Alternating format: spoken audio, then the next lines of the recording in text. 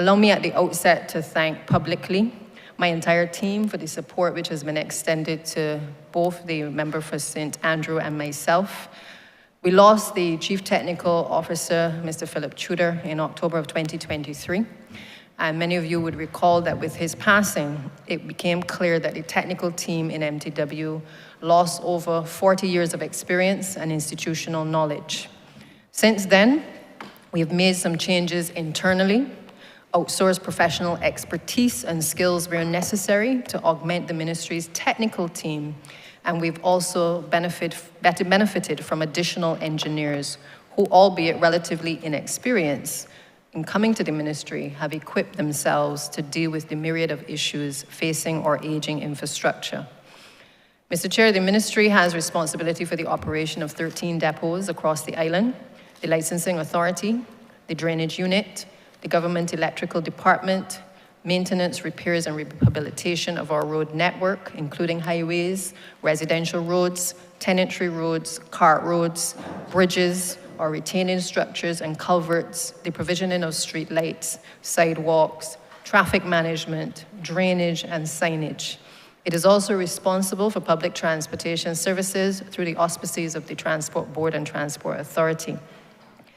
Mr. Chair, at first glance, you will notice that this year's allocation under Head 40 stands at $128,926,124, of which $101 million represents the non-statutory expenditure of the Ministry of Transport and Works. This allocation under this head marks a reduction of $6 million from last year's allocation of $134 million, but should not in any way be taken as a reduced allocation for the rehabilitation of the island's infrastructure. Indeed, it is quite the opposite. It is a fact that we are spending more on infrastructure now than we have ever done under whether it has been a Barbados Labour Party administration or a Democratic Labour Party administration. And I do not have to remind anyone in the course of this opening or in this debate that for 10 years prior to us coming to office, little or no maintenance was done on our roads, and in particular, the attitude of the then leadership suggested that things like potholes were merely transient inconveniences. We all know it well. Last year alone, we injected $35 million in addition to our budgeted expenditure on the Accelerated Mill and Pave program, which saw over 70 roads being milled and paved. And why, Mr. Chairman? Because we recognize that especially with climate change, a number of our roads were deteriorating faster than expected. We also recognize that we had to start to plan in the wet months to execute works in the traditionally dry period from January to June. Currently ongoing is another focus program which will see another $28 million invested before the end of the financial year into upgrades of a number of roads, which while some are mill and pave, others are roads which, quite frankly, have been raised over and over at Paris Speaks, on social media, by our depots, by MPs, and even aspiring candidates. Over the past year, our team has engaged in doing a lot of preparatory work, which would enable us for the financial year 25-26 to be in a better position to execute, supplementing the resources of the ministry's staff with external professionals, project managers, supervisory consultants, engineers, and surveyors in this current financial year has helped to accelerate the assessments necessary for us to prioritize and systematically address the rehabilitation of the roads infrastructure, as well as our bridges. In response to human resource challenges in the ministry, we introduced the design and build model last year under the CAF project, taking a significant burden off of our technical team, both in terms of design and supervisory management. And this has enabled movement on roads such as Pryor Park in St. James, Shop Hill to Content, and Jackson to Bridgefield in St. Thomas to be accelerated. All, Mr. Chairman, are currently in progress. This approach has enabled the technical team to focus its attention on oversight and overall supervision of works, while also restructuring its operations, developing and enforcing standard operating procedures across the ministry. With climate change has come, though, new challenges at MTW, as intense weather events have negatively impacted roads in an already poor condition. We've had intense rains falling for shorter periods, and unexpected weather events in traditionally dry periods have now become the norm. Mr. Chairman, you may recall back in 2017, the International Road Assessment Program, or IRAP, which was but a partial assessment of road conditions, suggested that 30% of our roads were good, 55% were poor, and 15% were bad. I repeat, Mr. Chairman, this was a report done in 2017 before this administration took office. The combined total of roads which were in poor or bad condition was 70%. And since 2018, we have steadily been placing resources towards improving the condition of our roads and bridges, particularly in the Scotland district. While a full condition survey of the island's roads has not been completed to date, what we know from a sample taken in 2022-23 of approximately 600 kilometers of our 2,100 kilometer network, including portions of the ABC Highway, major highways, and some other roads, is that 31% of the major highways were found to be in poor condition, which simply means that they require major reconstruction or intervention. The survey also found that roads which were deemed not okay were those roads which required minor to moderate interventions such as crack sealing, overlaying, milling, deep milling, and paving. This year's estimates have taken into account the unpredictability of climatic events and the need for us to continue to accelerate the maintenance and rehabilitation of our critical infrastructure. We've allocated over 57 million in these estimates to the roads and bridges under various sub-programs under this head, broken down as follows. In respect of tenantry roads at sub-program 495, we've increased that amount from last year from 1.2 million to 5.7 million. This takes into account monies to be expended on the CART or the Short Roads program, and also will present in the course of this year opportunities for small contractors to participate in this program alongside our teams at the Ministry of Transport and Works.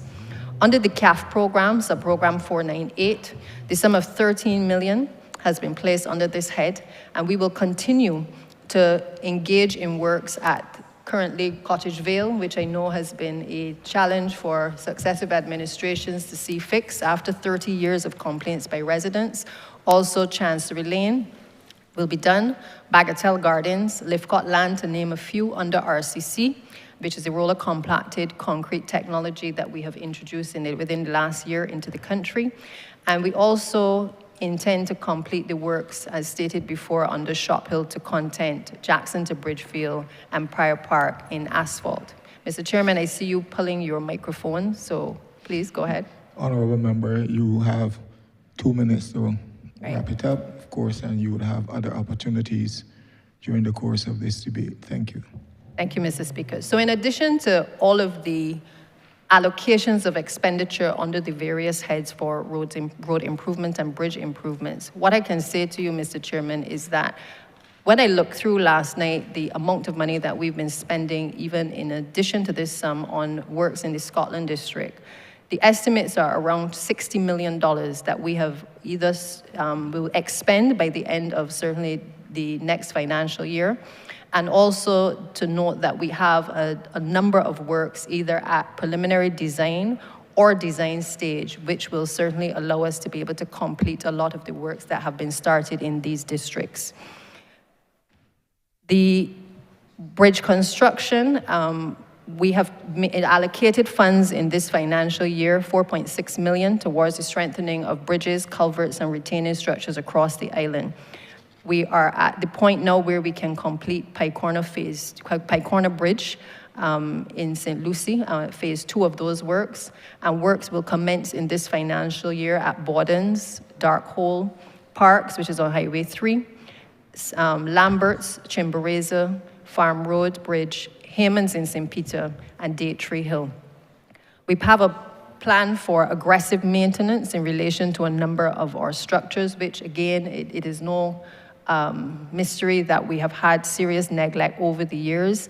And at this stage, we have determined that we have to allocate the necessary funds to ensure that we improve the condition of our bridges across the country. So you will see the rollout not only of rehabilitation works, but also a number of works being done in terms of assessments to be able to allow us to have the necessary designs that are necessary to improve the structures.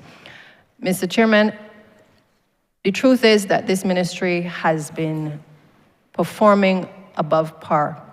It may not be that every road that we have been asked to do or every drain that we've been asked to do has been fixed, but based on certainly my coming to this ministry, I can see a change in not only the attitude and the behavior of the staff towards the roadworks program, but also ensuring that they are able to forward plan. And that perhaps you will see in these estimates is perhaps what is borne out by the numbers that are presented. Whether it has been utilizing the highways beautification project to make sure that the depots are eased in terms of the pressure on them to be able to allow independent contractors to work on cleaning our roads. Whether it is, as I said earlier, that we are in the process of building out a new terminal at the Ferry Valley depot to be able to improve the operations of the depots at Ferry Valley. We are reorganizing and trying to rebuild and to restructure the Ministry of Transport and Works. Mr. Chairman, time, I think, does not permit me to get into all of the details in the opening, but I assure you that through the course of the engagement with all of the members of Parliament, that we will have the opportunity to go through all of the various heads. I therefore move that this head do now stand part. Thank you, Honourable Leader of the Opposition. I'm obliged to you, Mr. Chairman of Committees. If the presentation of the Honourable Member for St. Michael Southeast reads like a report card on the state of the roads, that is forgivable, since this particular ministry is one that focuses largely on infrastructure and public infrastructure with reference to roads. I want to begin by saying that this ministry, perhaps more than any other, its main feature is its high visibility. And when I say that, I'm also saying that this ministry tends to be judged by the state of roads, and it is called the Ministry of Transport as well. It tends to be judged by the state of the transport system, all highly visible, all tangible. Let us contrast this ministry, for example, against the Ministry of Education, which is a ministry that attains to intangible matters, so that I will comment and say that this ministry is easy to judge. One will say whether it is doing well by the state of the roads, and one will make a judgment as to whether it is doing badly, again, by the state of the roads and the general public infrastructure. Now, we all know that roads are a major issue in Barbados and have been a major issue for some time.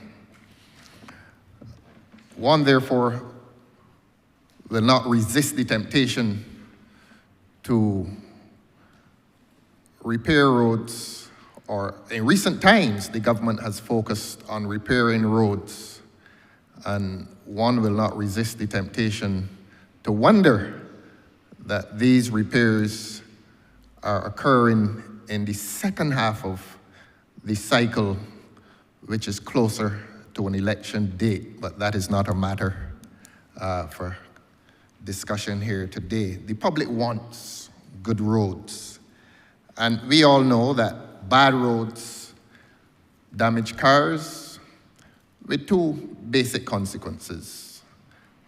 Bad roads diminish the income of car owners, vehicle owners, and bad roads diminish the national income because you have to buy parts sooner than you had expected so to do. So bad roads or good roads are an important feature within the general infrastructure for which this ministry remains responsible. So I don't need to make a long speech on roads. We want good roads. We have not had good roads. I am not going to join the members of the government in congratulating the ministry for its recent attention to roads. When you fix roads, you don't expect applause. When you fix roads, you've done your job. And I repeat, we do notice with some curiosity that there is this recent upsurge in attention to roads in the second half of this cycle. Permit me then to come to transport, which is, this ministry is called the Ministry of Transport and Works. And transport is extremely important in this country. We had heard some time ago of a transport plan drafted by one of the many consultants available to government. Perhaps the minister will want to share the results of that transport plan at some point in time. But what we meet on a daily basis is something that politicians who are more concerned with their popularity will not want to speak about, and that is the chaos within public transport. And I can say to you, Your Honor, that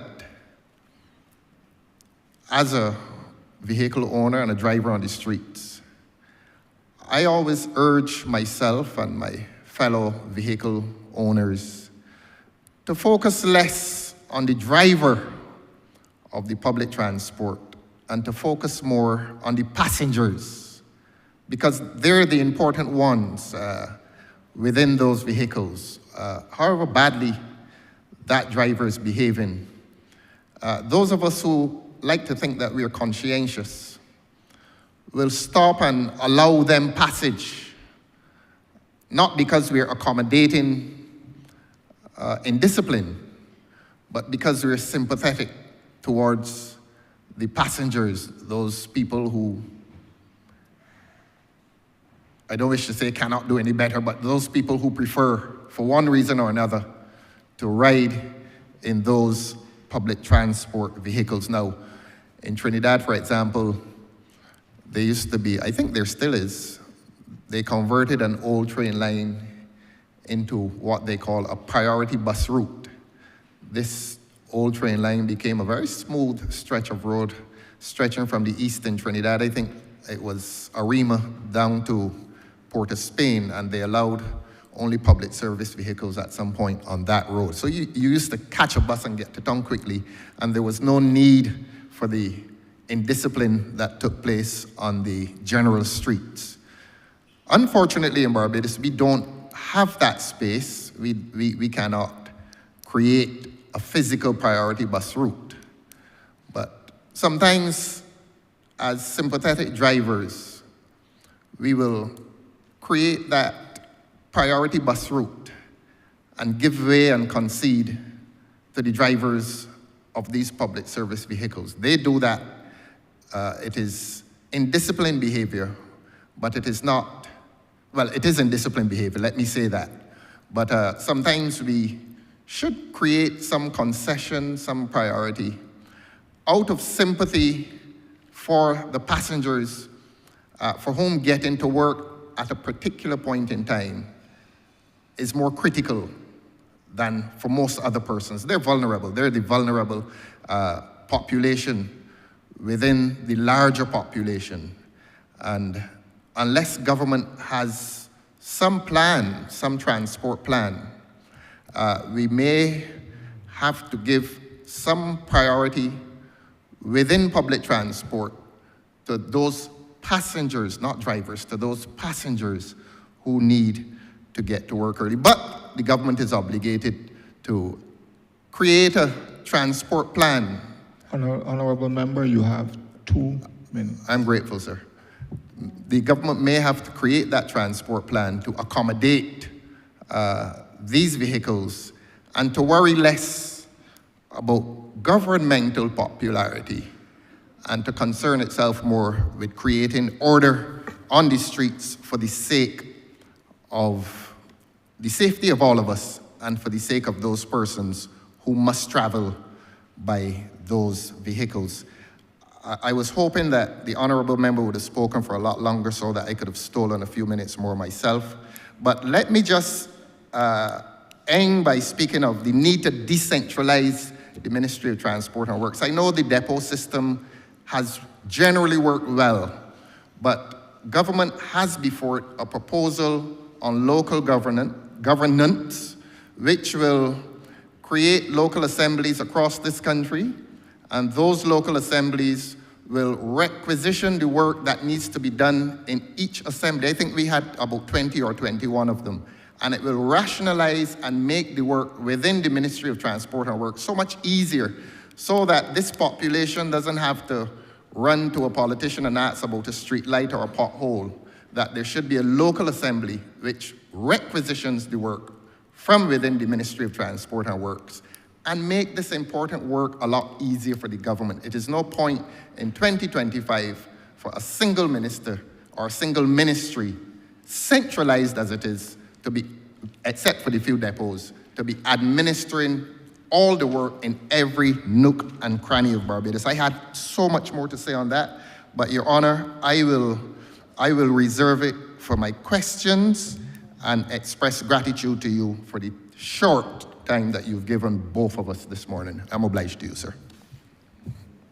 Thank you very much, Honourable Leader of the Opposition. Those are the rules, nonetheless. So it's not that I've given you, that's what the standing orders say. Thank you. Now, before we proceed, I will give some direction to the chair with respect to how we will manage this process. I saw within 2 minutes, they had 10 honourable members who had indicated that they wish to ask some question or they wish to have the opportunity. And as such, we know that this particular ministry is one of the ministries which touches each and every one of us. And I want to give all of you the opportunity to speak, but I am going to be very rigid with respect to what the standing order says, which I shall repeat for you. And I would expect that it will be managed from this very, very, if you may call it tough, but it will be managed from this chair this morning in order to give everyone the opportunity during the course of time that this ministry is here, give you the opportunity to speak, and there will always be sessions, it will always be a time when you can come back in. Now, your question to the minister should not exceed 10 minutes, should not exceed 3 minutes, sorry, should not exceed 3 minutes. You would want to, therefore, in the interest of time and your opportunity to move directly to the question. You have 3 supplementary questions at any one intervention, and then we'll have to give way to another member. The supplementary question must be related to what your original question was. So that's what your supplementary, if you ask about X, then your supplementary question must relate to X. And, Honourable Minister, you have 5 minutes to respond to any question raised, or you may direct any member of your team to so do, but that member has 3 minutes to give that response. In addition to that, I will also ask the member of the team that you indicate for the record of Parliament, you indicate your name and your particular responsibility within the ministry. I think that is all that I need to, and if I need to come back in and indicate anything else, I will so do. So let us proceed now with some alacrity to get deep into this debate. Honourable Member for St. Michael North. Thank you, Mr. Chairman of Committees, and good morning to the Honourable Deputy Prime Minister, the Member for St. Andrew, Parliamentary Secretary, and of course all of the officials of the Ministry of Transport and Works, and everyone who is here as well. Good morning. Moving forward with alacrity, I have three separate questions. My first question relates to drainage, DPM. Minister, it goes without saying, I think the chairman underscored the fact that your ministry is as cross-cutting as one can get relative to its impact on day-to-day life in Barbados. And of course, all of us in here as members of parliament would field many requests and feel the concerns raised by our people. Drainage is one area in particular that within my constituency where we have concerns, and I'm sure it is across the board. I wanted to give you the opportunity to speak to us and your team, of course, the relevant party, to speak to us with reference to the efforts that are being made to improve the drainage systems and networks across our communities. Drainage affects the ability of water to flow, which of course impacts on flooding and the lack thereof. It impacts on environmental health from the perspective of water which pools and then settles and creates, of course, a breeding ground for mosquitoes and other vectors. So within St. Michael North and across Barbados, the length and breadth of Barbados, we have challenges relative to drainage. And I would love to hear from your team how much money is voted during the course of these estimates for the next fiscal, and of course, what those sums represent in terms of the actions on the ground that will improve the standard of maintaining our drains across our communities here in Barbados. Thank you. Thank you, Honourable Member. You are perfectly correct, as is the Leader of the Opposition, that the public is able to judge MTW perhaps more than any other ministry. And I know that my colleague ministers and representatives certainly feel it more than any other area, because these are things that directly impact the general public. As it relates to drainage, I want to go back a little bit to come forward. I think traditionally the Ministry of Transport and Works has been very reactionary, rather than do a lot of the forward planning that is required in order to systematically address problems. We found ourselves in a cycle where you wait until something becomes a problem and then you take that reactive measure to be able to address it. What we have focused on within certainly the last year or so is trying to identify a lot of the problem areas across the country. And let me just say, problem areas or flood-prone areas or issues in relation to drainage generally have intensified because of climate change. So we find ourselves in a situation where areas that were not necessarily a problem before in terms of our drains and certainly flood mitigation measures have now become on the radar. And it has obviously put a huge strain on the Ministry of Transport and Works as a consequence. We have taken an approach over the last few months where from last year, we started the process of being able to identify a lot of these flood-prone areas that I believe have been of concern to the general public for many, many years. So if you take, for instance, areas like Trents, in St. James, the Dover area, we were able to have those outsourced for professional flood mitigation experts to be able to look at guiding the ministry as to what type of works would be required. We also took areas like Wilcox, we took Goodland Gardens, which again has been on the table from the time I was certainly a child, Pillarsdorf in Christchurch, as well as Martindale's Road and Ashdean Village. And we identified those 7 areas as a starting point because they had been constantly on the radar. And we outsourced out of the ministry to be able to have the level of input and expertise to guide us as to what to do. Many of the concerns that you have raised, as well as my other colleagues, what we have done is we've compiled a list of all of those concerns. And where those areas can be addressed by way of the ministry's teams in terms of being able to alleviate the flooding by things that the depots can do, we have so directed them to do. However, there are some areas, like the other 7 areas that we have highlighted, which are more complicated because there is old infrastructure. We have had, obviously, new planning permissions in many areas, which has put a strain on the infrastructure in a particular district. And as such, those are, in these estimates, areas that we intend to be able to outsource as well, so that those assessments can be done, and the ministry can then focus on not just having had the designs done, but being able to now execute those works in this coming financial year. So you will see additional resources being placed in relation to consultancy for persons to be able to do flood engineering services, particularly because the in-house staff are unable at this stage in terms of capacity to be able to cover all of the areas that we are noticing that we have, obviously, this situation. We would have done Murphy Pasture before, for instance. And let me just say that flooding is not just the ministry's problem. Flooding also is as a result, and certainly the issues with our drainage infrastructure is also as a result of individual householders disposing of, in particular, plastics in a way that is inappropriate.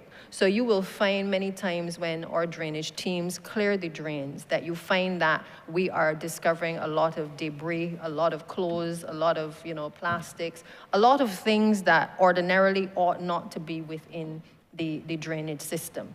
And I would want to certainly urge not only, urge the general public really, to pay attention to these things, because in many cases, what you do in terms of the habits as well has a direct impact on the calls that I certainly receive from individual representatives and complaints from the public complaining about the drainage infrastructure.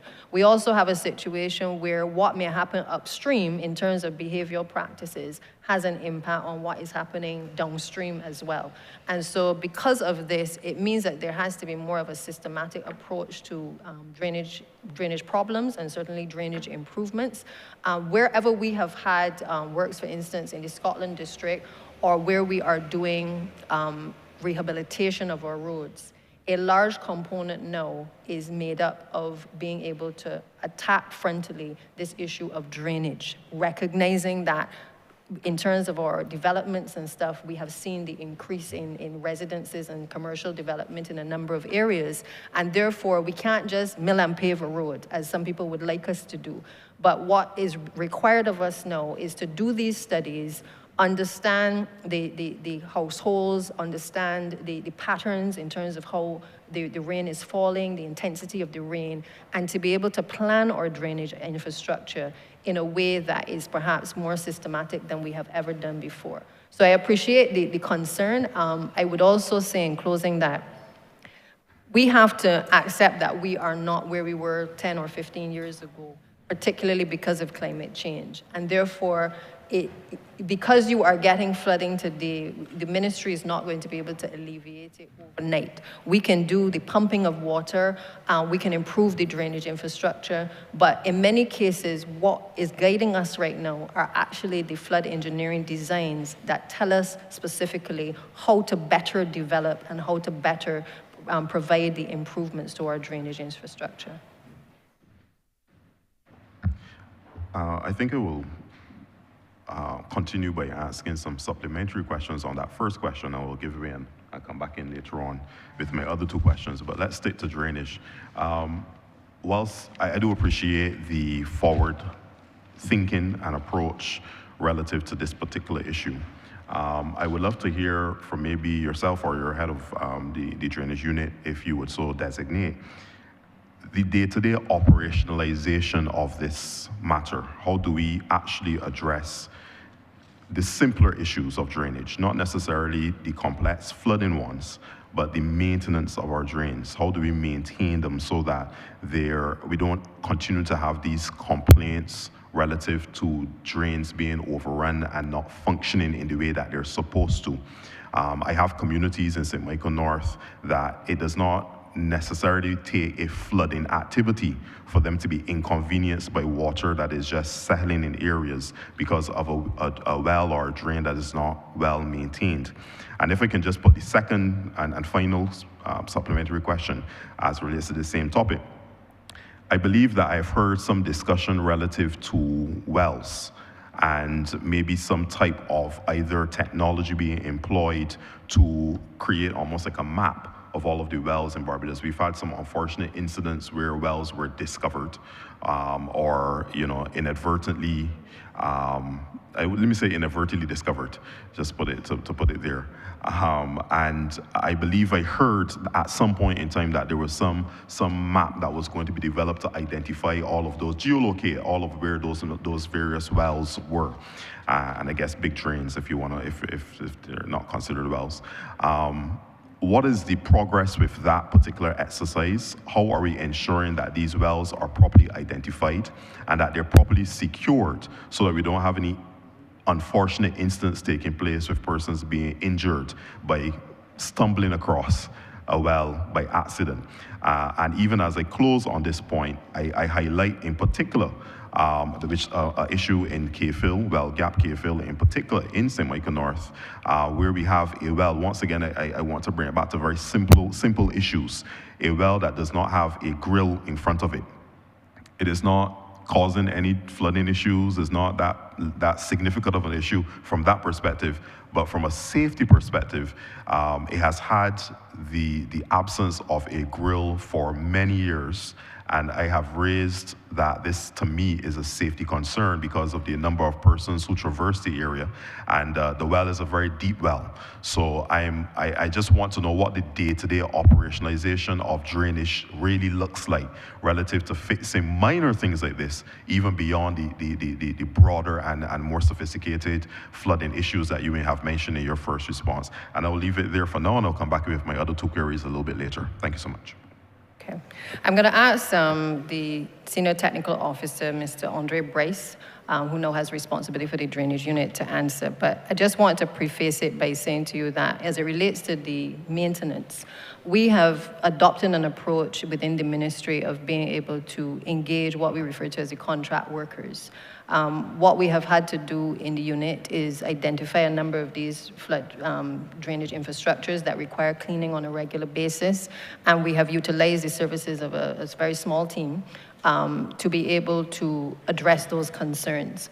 One of the things and the lessons that we learned from the Highways Beautification Project, which has allowed us to clean a number of kilometers of road across the island, is that the ministry is perhaps best utilized by ensuring that it sticks to its core services while identifying the areas of drains or roadways that need to be cleaned and allowing the private sector interests or young entrepreneurs to be able to work alongside with the ministry under its direction to get these areas clean.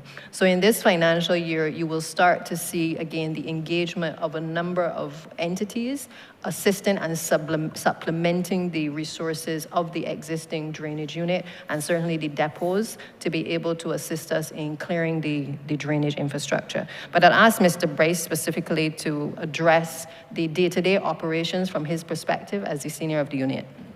Yes, good morning to everyone. From the day-to-day standpoint, name is Andre Bryce, Senior Technical Officer in Drainage Unit. From day-to-day standpoint, we have a core staff of 2 crews which goes out and deal with any drainage complaints. This is in particular cleaning of drains which is blocked that we got complaints from. From a well point of view, we have a 2-year contract. We set up a 2-year contract with private contractors who goes out and clean wells, introduce wells where they're needed, or as your case, fix damaged wells. Unfortunately, that contract came to an end in March of last year. We are currently working to put back in another contract for the next 2 years, so we could address all those matters. Your third question was?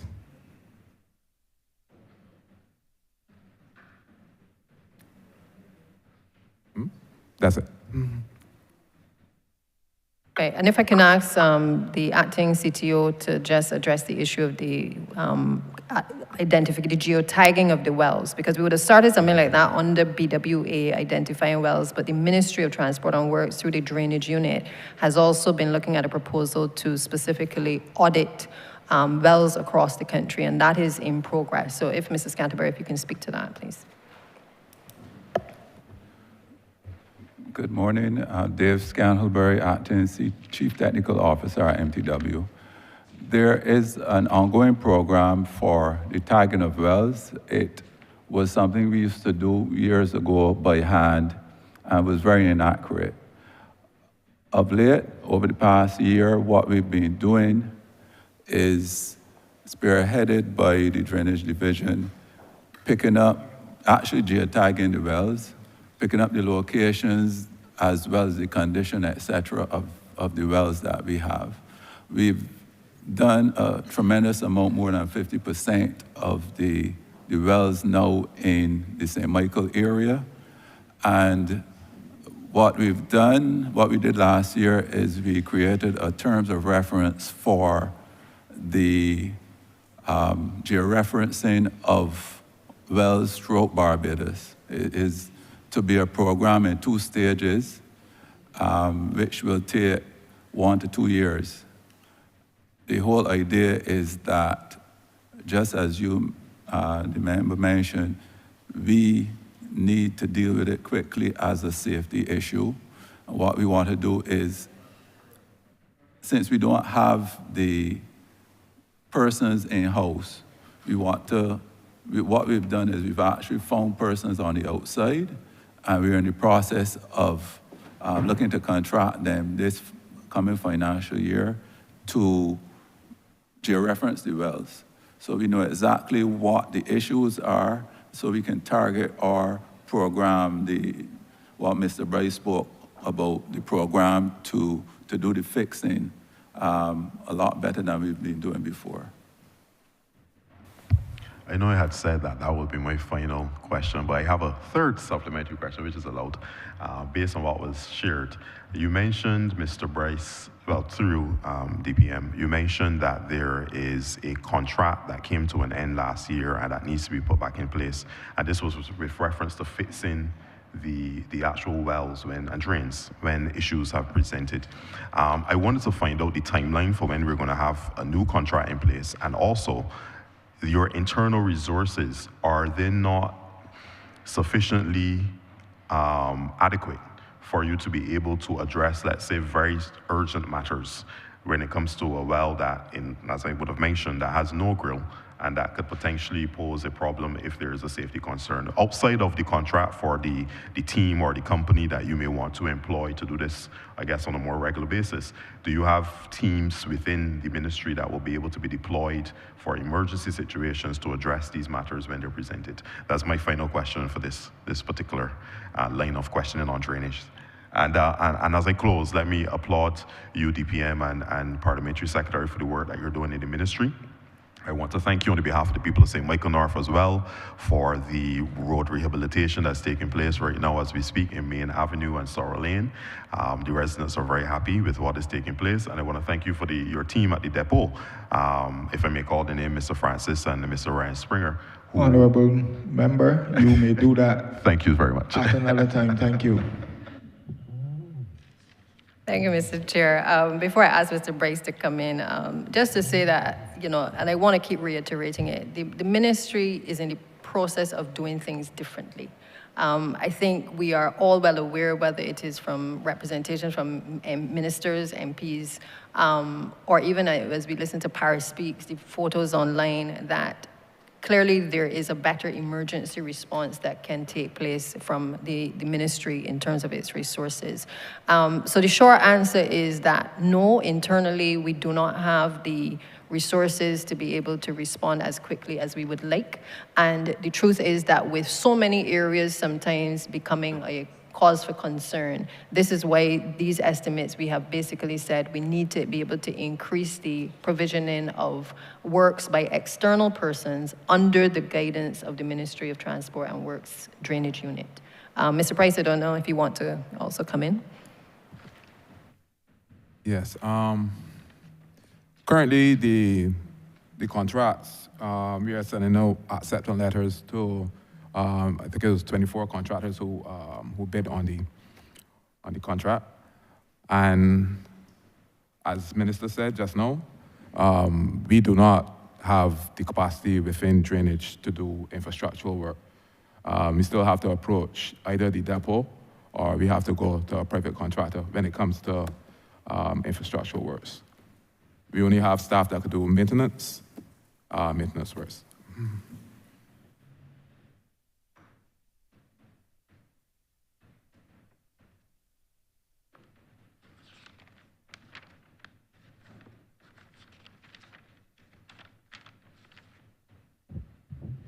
Honourable Member for St. George South.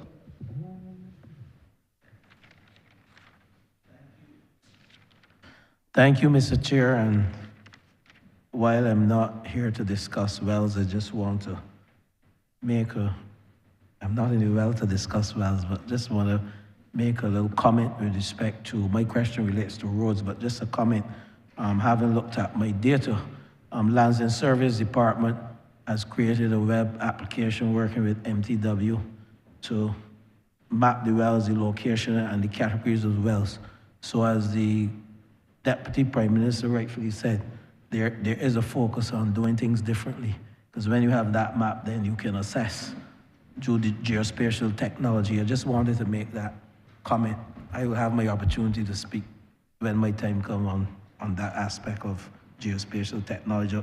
But first, let me thank you, Deputy Prime Minister and Parliamentary Secretary, and your team from MTW for being so responsive, and also Transport Board. I can't leave out Transport Board.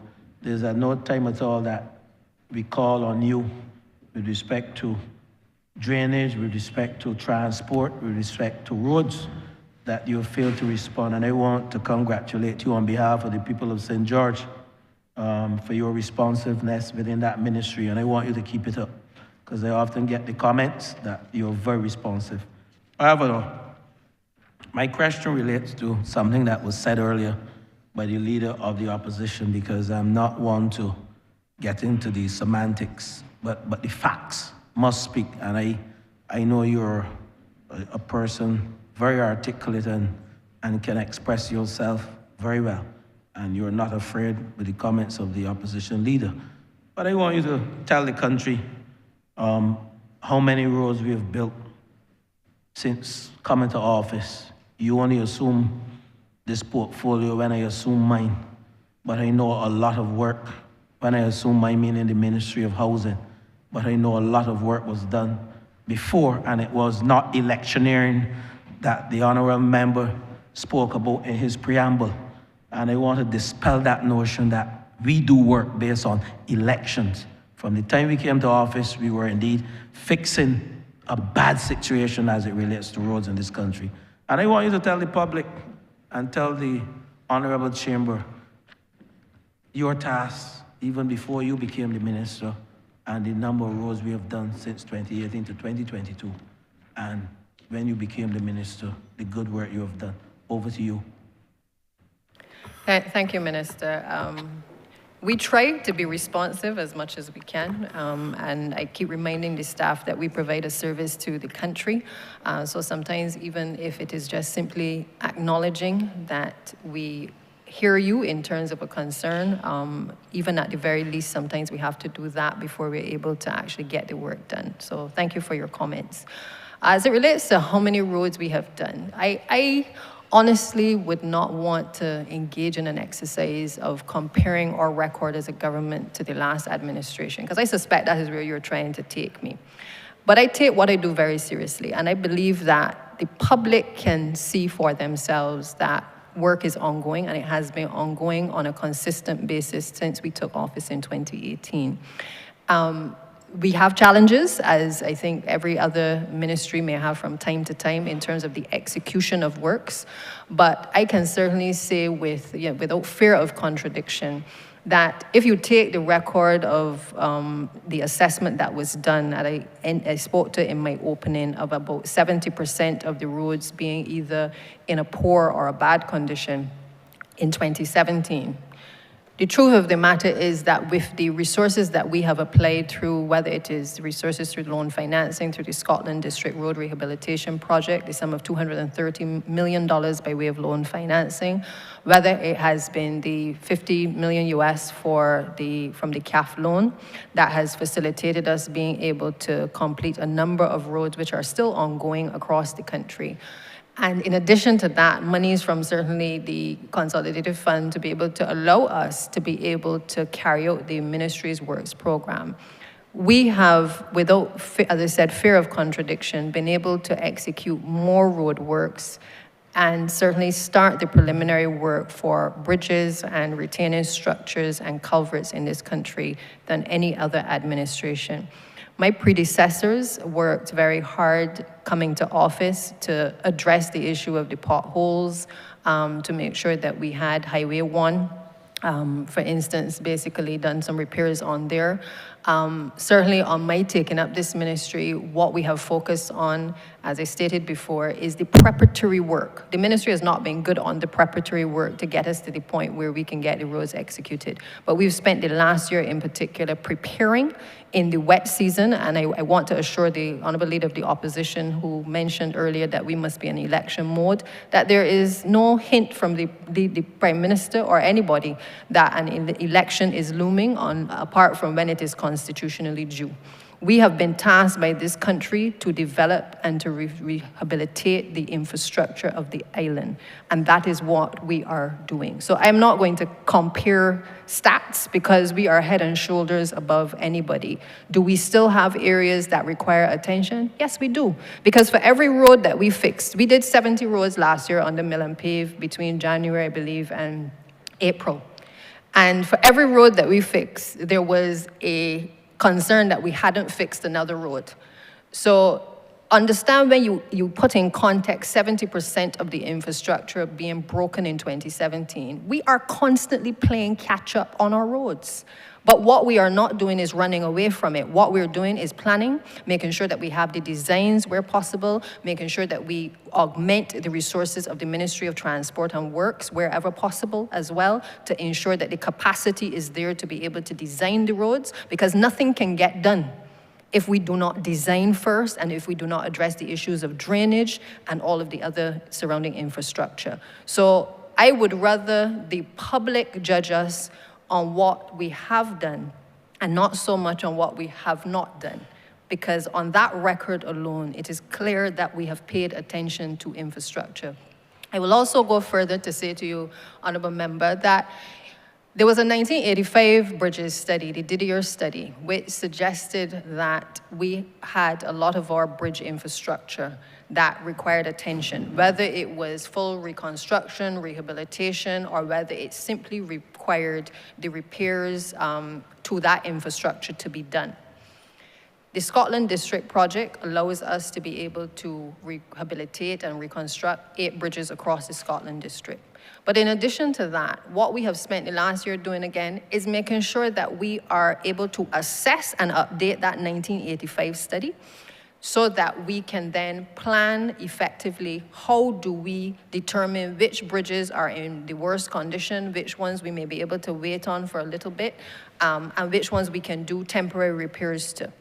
Because having not had the benefit of any studies prior to 2018, we again are playing catch up in a lot of the areas of our infrastructure. Fortunately for us, we got 2 engineers who were deployed to the ministry sometime last year. They started to update the bridge study. With that, we've now been able in this financial year, and it will continue into the next financial year, to be able to allocate almost $5 million to being able to start the process of repairing our bridges. So areas like Farm Road Bridge, Hayman's Bridge, as is commonly known as, Missam Bridge, all of these bridges that have been on the radar for way too long, we have now started to address by way of doing design. So I am in a position, Mr. Honourable Member, and through you, Chair, not to speak to what we have done alone or what we plan to do, but to say to you that we have started the process by listening to the people.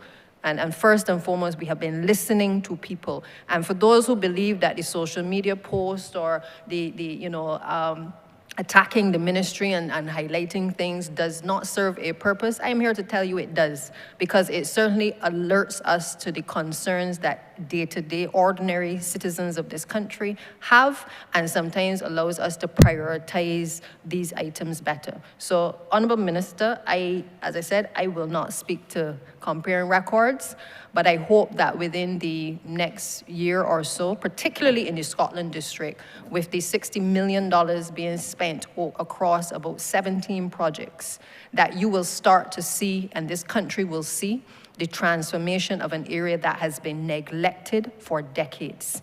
You will also see that this government had promised that it would do the White Hill in St. Andrew project, and the Honourable Parlsec has certainly led the charge on that, because that is in the constituency he represents. But White Hill was an abandoned piece of land, and the people of White Hill were promised and promised and promised that approaches would be taken to dealing with their relocation and their rehabilitation of their lands and their houses, and nothing was done, Mr. Chairman. And I want for people to understand that I judge our record on the basis of delivering to these communities, areas like King Street, that again had been forgotten. We've had our challenges there, but the one thing that we've all tried to do is to make sure that we improve the lives of people. And the Honourable Parlsec, well, I'm sure he will speak to it in due course, but you know, he has taught me that these projects like the Scotland District project, where we are doing the amount of work there, is really a transformation exercise for this administration, because we are transforming lives. We're making life easier for people to get from the rural parishes to the urban corridor. We are allowing businesses to be able to now flourish because people can get to these locations, and you will not see the work overnight. Many of the areas that we're working in are closed, are roads that have been closed off for a long time, which we will intend in due course to be able to open. So I urge you to judge us on the basis, Honourable Member, of not a list of roads, but rather on the impact that is being felt by the communities that have been neglected for several years.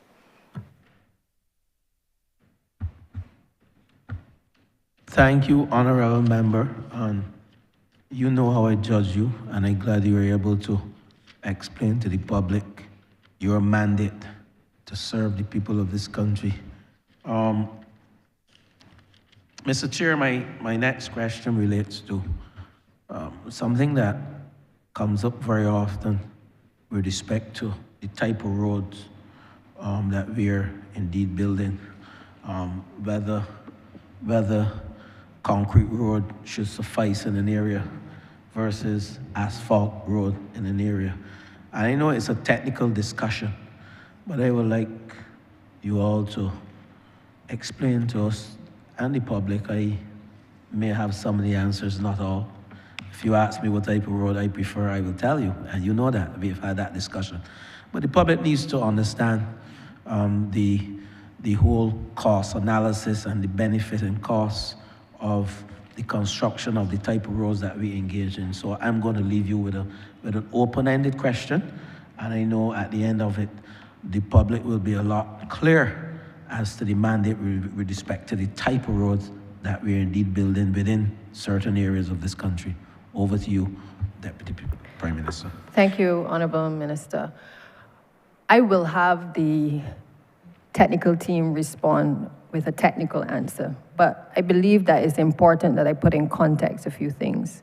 Intense rainfall mashing up our roads has resulted in us taking different approaches rather than the traditional asphalt that we are accustomed to, or what we would call the tar.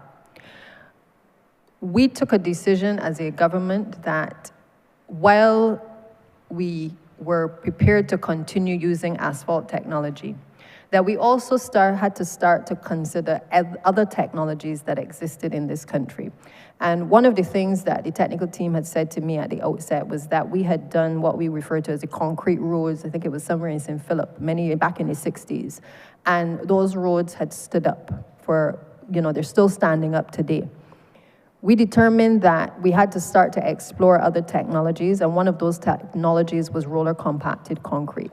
It is not a technology that we can use on every single road, but certainly what we have been able to recognize is that while it may cost a bit more than the asphalt, it certainly lasts longer in terms of the lifetime expectancy of this particular product.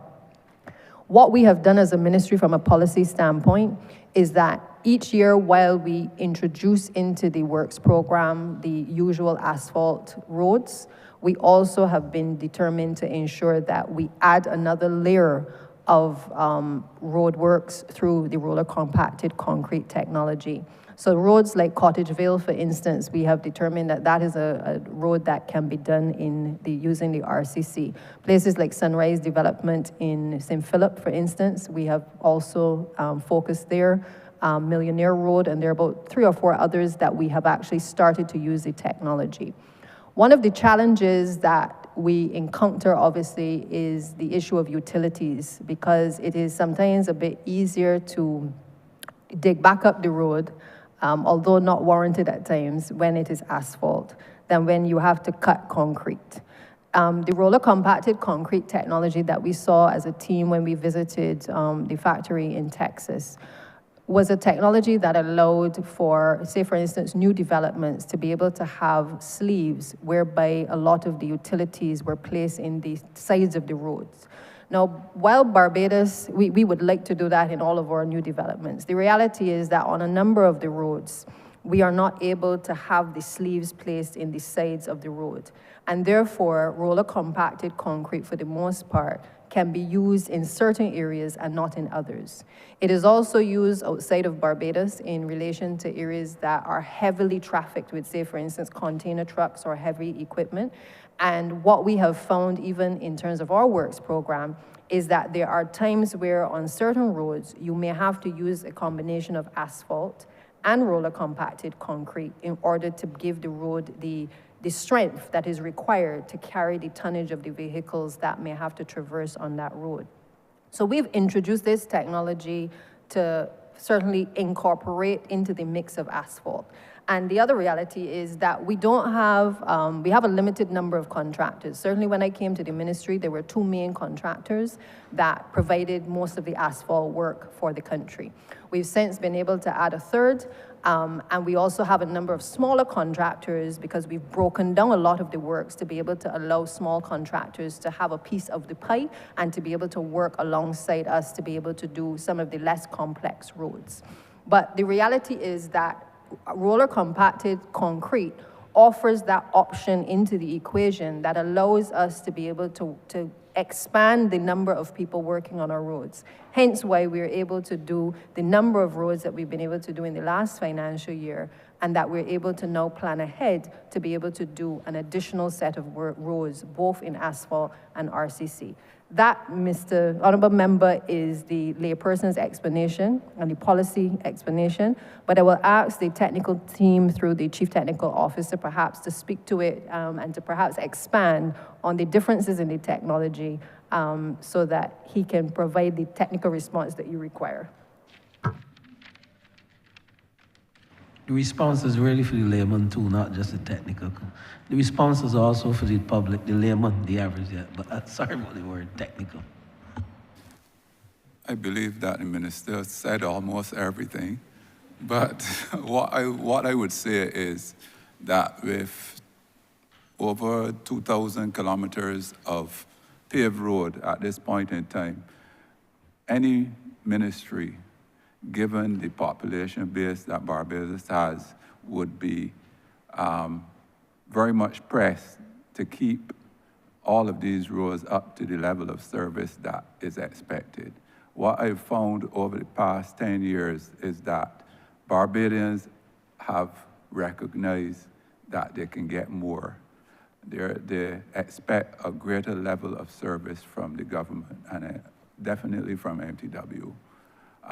What we've looked at would be the roller compacted roads, roller compacted concrete roads, which is basically a special concrete mixture which has finer aggregates, which you would roll similarly to how you would roll hot mix asphalt, but I mean, it's a cold mix design. It takes a little longer to cure than asphalt would. But I do not want to have a false dilemma here because, yes, we have asphalt, we have roller compacted concrete that we're looking at, but I believe that we should also look at doing the smaller roads in a lower version of the asphalt or the lower version of the topping. The roads themselves don't take as much volume of traffic, and therefore, what we're looking at right now is using the milled material, penetrating it with various compounds, similar to bitumen or polymeric compounds, such that they can stand up to regular use. Bearing in mind that you can't do every road like that because roads on hills, for example, would take a higher speed of water, and therefore we would have to go back there. Obviously, those roads would have to be maintained more, but the costs are a lot lower. So that's something that we are looking at. So that's basically it. Thank you, Mr. Scantlebury. Explained very well, well articulated. Thank you, sir. And my final question, I will go into the Huskins, a bit parochial here, because like all of us, we were sent here by our people to do a job. And at the end of the day, there are one or two issues. While I'm pleased with the service that I've received on behalf of the people of St. George South, I just want to raise something that is a burning issue in St. George, and that's in two areas: the areas of Drexel Woods and the areas of Drexel Woods and Campaign Castle. Successive governments, both my administration and the other administration, have promised the people of Drexel Woods and the people of Campaign Castle, you know, I am reaching a stage that I'm even shamed, just like you are, DPM, how we are from the same school. When something is not being done to the best of our ability, we raise our hand and we said, look, it has not been done, and we are ashamed. I'm not easily shamed, but I'm shamed to approach the people of Drexel Woods and of Campaign Castle, because we visited on numerous occasions, successive governments. They were promised these roads from back in the late Tom Adams' time, and now in our present times. What are we doing for my people of Drexel Woods? There is a disabled family member at the bottom of Drexel Woods into Bide Mill, because the road loops from Drexel Woods into Bide Mill. And I am afraid that an ambulance can't get into that area. And I'm also telling you that the garbage collection don't go in that area, and they've told the people they're not coming up there. So, Lord forbid, if something happens to this young man, whom I know very well, and the ambulance can't get in, and you know, and not just him, but anyone, for a matter of fact. I'm asking that some urgency be placed in the area of Drexel Woods. I'm tired asking, and this has nothing to do with you, Deputy Prime Minister. This has to do with, from the most Sir Louis time and those members who represented St. George South. So I am pleading and I'm asking, when will these roads be fixed in the area of Drexel Woods and Campaign Castle? And that's my final question as it relates to roads. Sorry that I have to get so parochial, but the people have asked me to ask the question. And I know we have visited, and again, I thank you, your team, for joining me on numerous occasions to visit those two areas. Thank you. Right. Thank you, Minister. And every MP can ask about any area because, as you said at the outset, that is why you were sent here. And I tell my staff all the time, do not get upset with any minister or a member of parliament raising these issues because the people place them in a position to do so on their behalf. So we will answer as best we can. As it relates to both locations, there are no difference from other locations which have been either put onto a list in the past and taken off, or not put onto a list at all. What I can assure you is that having raised those issues with me, what we have done is ask the technical team to go and to assess the roads. My understanding is that the one at Draxhall Woods has already been assessed, and I hope we can get a report on that very soon. As it relates to Campaign Castle, I know that the senior tech for the area had visited that particular location. That appears as though it is going to require a different level of reconstruction, and so we are in the process of trying to work out whether designs have to be done. I'm not sure that that can actually be done in-house. As you know, we've done a few others in your constituency recently. Those were more straightforward in terms of mill and pave, and did not require the involvement of the utilities or even addressing the drainage. And so I think what your question leads me to explain is really the different types of roads that exist. If you take, again, and I go back to Cottage Vale because it's 40 years since any attention was paid to Cottage Vale, but we've been able to pay some attention to it. And there are many other roads like that which have been on the front burner and then the back burner for many years.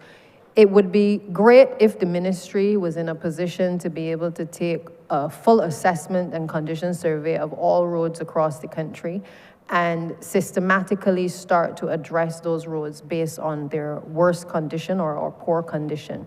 The truth is that with 30 seats, that we have been bestowed, we don't have the luxury of simply picking and choosing which MP we favor and which area we want to come home in a general election.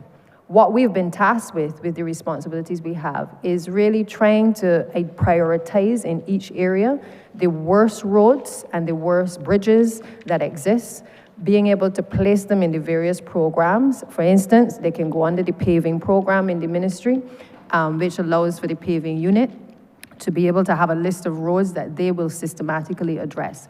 They're not able to do the milling, and so they rely on private contractors to do the milling, but they are certainly able to do the paving because that's what the unit does. So that is a coordinated exercise. So straightforward roads, easily done by the paving unit within the ministry. Then you have the smaller contractors who've been working alongside the larger contractors now, where those roads may be range from simple to very complex, and complex being the ones that have major drainage issues and a major set of rehabilitation that has to take place. And then you have the next set of roads which require designs to be done that may find their way onto the CAF program, which is again more complex roads requiring reconstruction. That we have started the process in the ministry of now trying to tender those designs a lot earlier so that we can work it into a work program. Now, I think what the ministry perhaps needs to perfect a bit better, and certainly in this next financial year, this is one of the things that we're going to focus on, is where we know that we cannot get to a road because it poses certain difficulty in terms of getting the designs done. We don't have enough funds in a financial year to be able to get to the road. We need to make sure now that we have a system for being able to do the necessary, whether it's the pothole patching or the minor infrastructural upgrades that may be necessary to allow whether persons who are disabled or otherwise to be able to traverse that area. I think that is the area of more deeper concern. Because what I have found is that, you know, if you look back at the works program, you see, as I said, roads slip in and roads slip out. The priorities change, sometimes depending on ministers, sometimes they change depending on the government of the day. And as a consequence, what we have found is that there are just some roads that have never made it to getting whether designs done or assessment done for different reasons. What we have been trying to do as we certainly utilize the Parish Speaks program over the last few years is to prioritize those recurring concerns that people like yourself and your constituents and others have had. Because if an area like Stuart Hill in St. John or There's the other area that we visited recently in St. John. Oh gosh, I can't remember the name, but we visited a few areas that are recurring problems and that are on the radar. We've had to shift those roads into different programs. If they're in the Scotland district, they may be at phase 3 or 4 of the Scotland district project. Depending on the nature of the issues, we may very well have to advance those roads into a different program. So I don't think it is a straightforward exercise in terms of, you know, whether we fix it or we don't fix it. There are a number of factors that obviously have to be determined to determine whether or not we're able to get the roads constructed. So, Minister, I assure you that it is certainly on our radar for the next set of roads that we will definitely tackle. If not in this financial year, certainly we'll do some remedial works to be able to address your concerns. Thank you, Deputy Prime Minister, and thank you, Chair. I'll be probably back later in the evening. Once we have the time, Honourable Member, and your colleagues, so abide and stick to the rigid time which we have. Honourable Member for Christchurch West. Thank you very much, Mr. Chairman. So I want to switch gears now, Minister, and move away from roads and, no pun intended, move to buses. As you would be aware, I was the Minister of Transport when we procured and designed and procured the electric buses, but I have not been following since we moved over to housing. So I wanted to ask, what has been the experience of the Transport Board dealing with the new electric buses? And of course, I would imagine that you have plans to get some new buses as well. So if you could answer that for me, please. Thank you. Thank you, Honourable Member. Again, I believe this is one of those questions in terms of experiences that the public will say their experiences, and those are the experiences that matter the most. And I think generally the public has been satisfied with the smooth journey that many of these buses have provided. They're not as noisy as the diesel buses. We took a decision when we came to office, certainly back in 2018, that having not seen any expenditure really on buses over the previous years, that we would move in the direction of not just improving the fleet of buses, but ensuring that we, again, move with the technology and that we were able to bring a better type of bus to the island. And I know you've been instrumental in that. We were able to get 59 buses over the previous 2 ministers. I am pleased to say that within the last few months, Prime Minister Motley would have visited China, entered into certain discussions with the People's Republic of China, and a donation of 30 buses. To do was not what we were trying, it wasn't working. And we then took a decision to say, okay, look, with the resources we have with the 59 electric buses, let us make sure in the first instance that we get to school and get home the nation's children. Yes, on a daily basis, you may have an operational matter that pop up. So I'm pleased to say that what we have found is a significant improvement in our delivery of school bus services. And it also helped us with the new buses in terms of our delivery with Call a Ride. We now have buses that are dedicated to that. The smaller electric buses, we would have also identified for our places like Sturgis, but we also recognize that we still have some issues down there, and we reverted back to the Hinos, but that is also a work in progress that will resolve itself pretty soon. So by and large, one, from an economical standpoint and from a financial standpoint, the Transport Board, the investment has helped us significantly in terms of reducing our expenditure. And also that means that when it comes to the financial year, the amount of money we may have to request for our financial assistance from the Ministry of Finance and Consolidated Fund will begin to reduce. So all in all, the only thing that's left for us to do forward thinking is now, as we go forward, we add on top of that the infrastructure in renewable energy, which then reduces the energy costs associated with the charging the buses, and we are home free. So I know that the traveling public might be saying, but geez, I still had to wait 2 hours for a bus. Or I still had to wait 3 hours for a bus. Because people must understand that with increased traffic, we're still not yet at the level of the fleet that we would want to do. We understand the sort of challenges that they might have. But we are working very hard to ensure that we get these things started. Thank you. Thank you very much, Minister. And I don't know if I want to use the same thing and say switch gears, but staying with transport. Being a former minister also, another program we started was the TAP, the Transport Augmentation Program. And of course, I remember in the early days having to beg people to come and join on because it was something new and people weren't aware as to how it would work. And we had long hours with the former PS, just trying to encourage people to join on. What has been the experience now with the Transport Augmentation Program? I think, Minister, that is a very broad question, and I will start by indicating to you that we've had some challenges with the payments initially to the TAP operators, which I believe had given a lot of them a level of frustration that I don't think either yourself or any of us could ever have imagined. Certainly, we've been working to try to make sure that those payments are kept up to date, because my firm belief is if you have worked, you ought to be paid. And so we've had the benefit of working with finance to be able to ensure that the Transport Board has been in a position to be able to make those payments. The second area I think that is also a cause for concern is that we recognize that we had to dig a little deeper in terms of what would be referred to as a route rationalization, looking at where we deploy these buses, looking at new routes. Last year, we engaged the services of a consultant to be able to help the Transport Board and certainly Transport Authority as we go forward in looking at the routes that we needed to either add on, expand, or remove, as the case may be. And so those works are currently ongoing.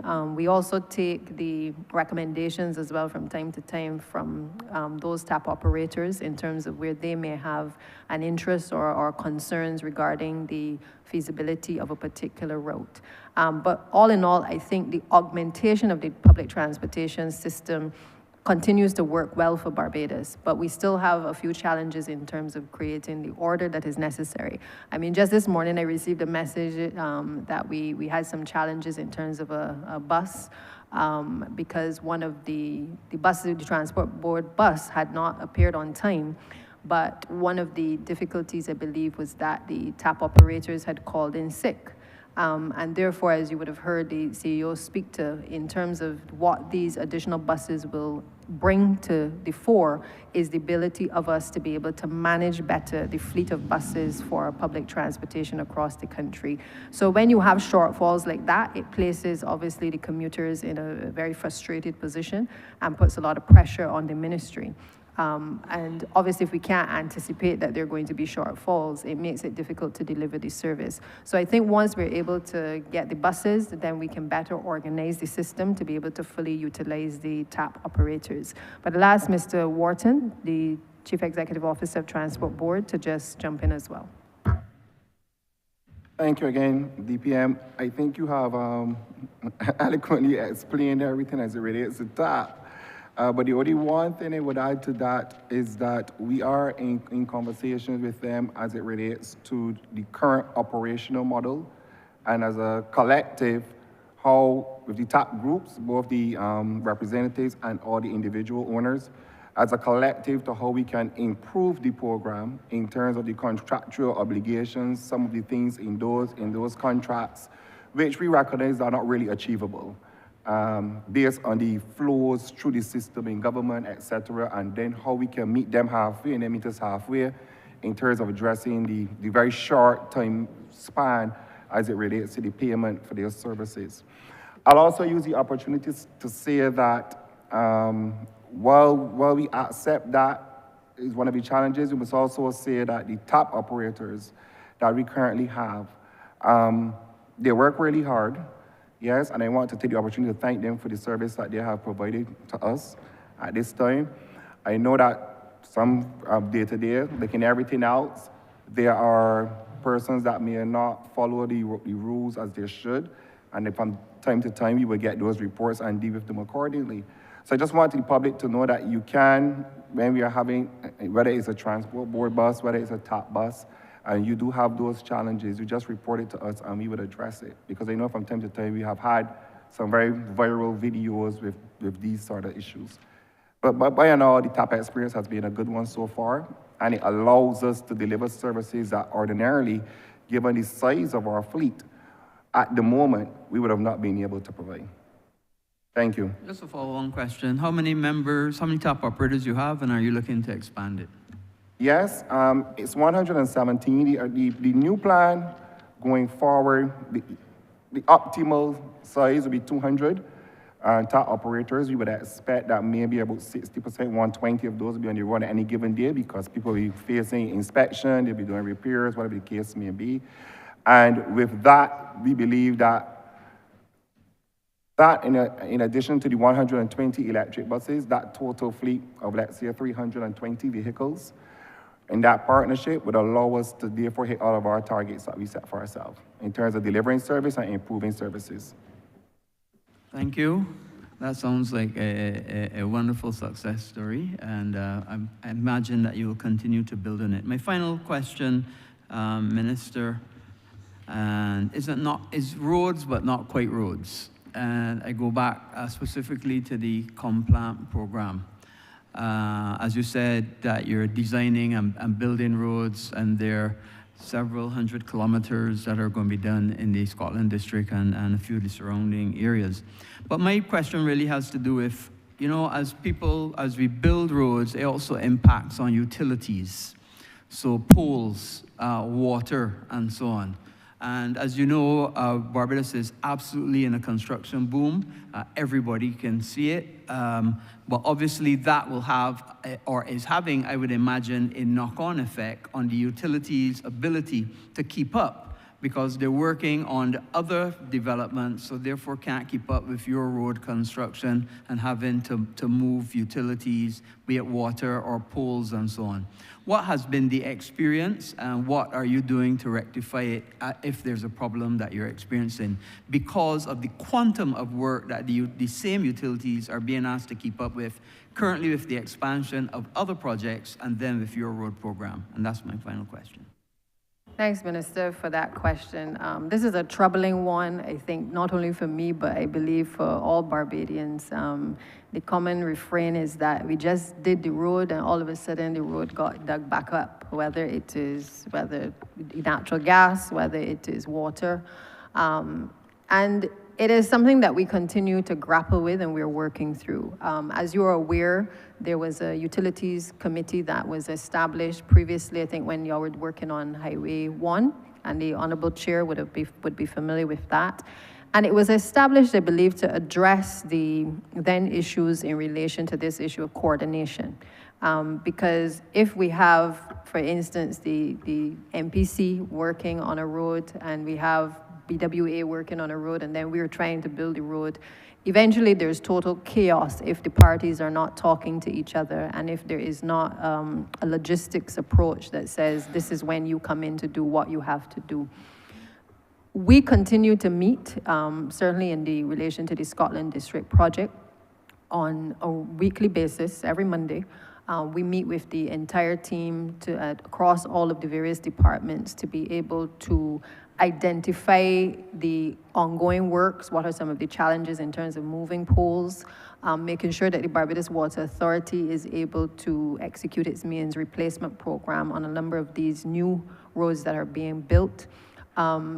And to coordinate with even the telecommunications providers as well to ensure that when a utility pole is moved, that they're able to then quickly connect their services onto those poles as well. Sometimes the ball gets dropped in terms of communication, and I think it's fair to say that's why the angst is out there at times from the general public. But I think overall we have been able to coordinate the efforts between the utilities. I think the challenge for us has been that capacity, both, and I've said it before, at the level of the ministry, but also the level of capacity of the other service providers is being challenged because of the amount of infrastructure works going on across the country. That is a fact. If you speak to any of the agencies, some of them are even looking outside to be able to augment their resources, to be able to bring persons in, to be able to better respond to works that are happening, not just through MTW, but also in relation to housing as well. And then there are all of the private works that are being done with a number of the projects that you are overseeing in planning. So we have a lot going on in the country, and each of the entities responsible for providing services are equally challenged to be able to keep up. Just as MTW is trying to keep up, the same is the case with the other utility companies. Just recently, we received, for instance, a list from Barbados Water Authority of the roads that require reinstatement.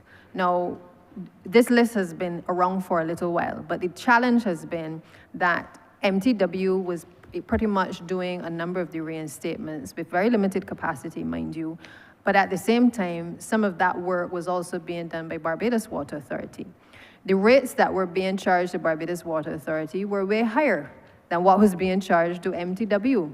And therefore, we had to revisit why it is that there was a belief by some that they would charge the Barbados Water Authority more than they would charge the Ministry of Transport and Works. We are working to try to resolve those issues so that there is not only equity, but also fairness in terms of the way that we use the resources to be able to address these major concerns. Because it can't, just as we've had a fixing of the price for asphalt being put down, we believe that we have to have across the board an expectation by these contractors as to what is expected, because there's way too much work to be done. There's enough work for everybody, but we have to make sure that they're in a position to be able to do those reinstatements. And so that coordination, I think, is where you're getting at, is it is an ongoing process. On the Scotland District project, for instance, we've said to the minister responsible, the Honourable Prime Minister, that a dedicated set of persons need to be engaged, for instance, at the Barbados Water Authority to work on the Scotland District project. We've said it to the Barbados Light and Power. We have also said it to MPC. And the reason for this, Mr. Chair, is really that this project is costing us $230 million in terms of loan financing. And therefore, everybody, all hands must be on deck in applying resources in a systematic way to being able to ensure that we are not only able to complete the project, but we are able to complete the project with as little disruption to the general population as humanly possible. And so it is an ongoing process, one which I will say that I think the government takes very seriously. What we have control over, we are trying to control, but it does require the other agencies to invest in certainly not only human resources, but also equipment to be able to better coordinate with us on the works program. Thank you. I just want to use my last minute to commend the ministry on the tremendous work that they're doing. It is a lot by any standard. And yet still with all the challenges, you're able to still produce. And just put in one plug for my plan department. We send for comments all the time.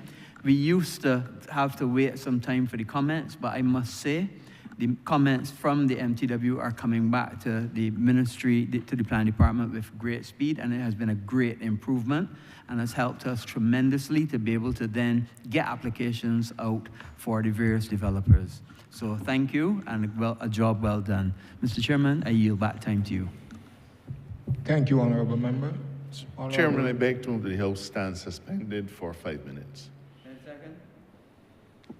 The question is that this House is suspended for 5 minutes. All honourable members in favour, say aye. Honourable members against, say no. You think the ayes have it?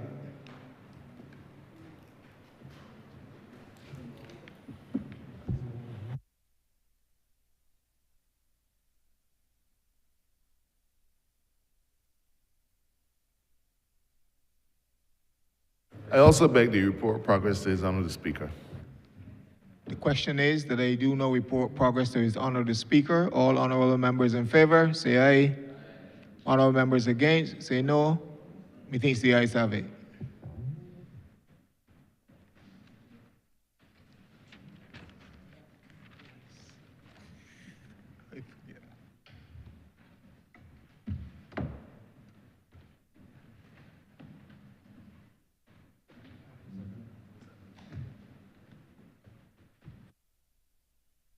Chairman has reported progress and asks for leave to sit again.